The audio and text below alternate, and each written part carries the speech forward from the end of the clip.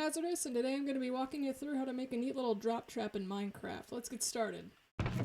So here's your grocery for this trap. You'll need some building blocks, a TNT minecart, powered rails, repeaters, 2 sticky pistons, 2 regular pistons, 2 torches, 12 redstone dust, a friend who's a good sport, and a partridge in a pear tree.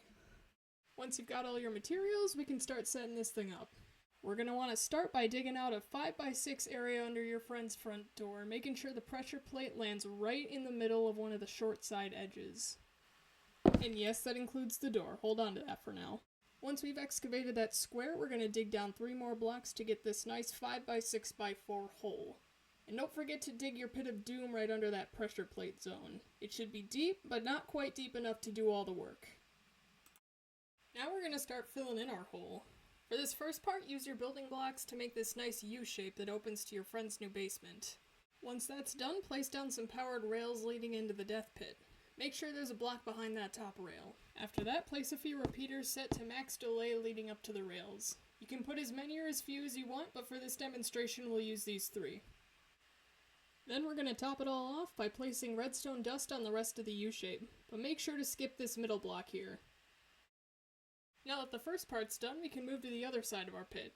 Pop down a piston, any flavor will do, and stick 2 blocks above it. Now would be a great time to put your friend's door back too. Now comes the tricky part. Feel free to rewind if you need to. We're going to place 2 blocks over the death hole, one at the very top, and another 1 block below the first. Then we're going to stick a piece of redstone dust on top of the second block and a regular piston facing away from it. Once those are in place, we're going to put 2 sticky pistons kitty corner to the regular one and facing towards the door. Then place 3 building blocks, 1 in between the sticky pistons, 1 directly behind the top piston, and 1 on the lower kitty corner behind the bottom piston. And by the way, this top building block should probably match the terrain if it isn't already hidden. To finish off this section, we'll throw another building block right here, lay a piece of redstone wire on the block to the left, and then place some torches here and here. To put the icing on the cake, we can add the TNT minecarts.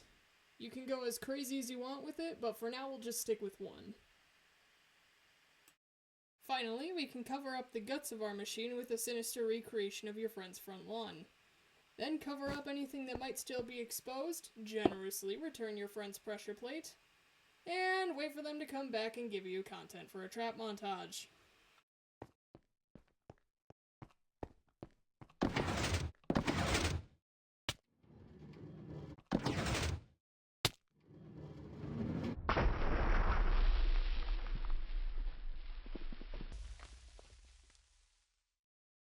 Now that was a nice demonstration, but let's see how our contraption performs in the wild.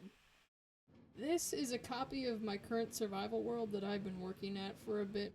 Here I can comfortably tear up my own floorboards and stress test my mid to late game gear without having to worry about my actual basement. I planted the trap we just made under the entrance to my mine shaft and pitted it against a decent survival loadout. Let's see how it does.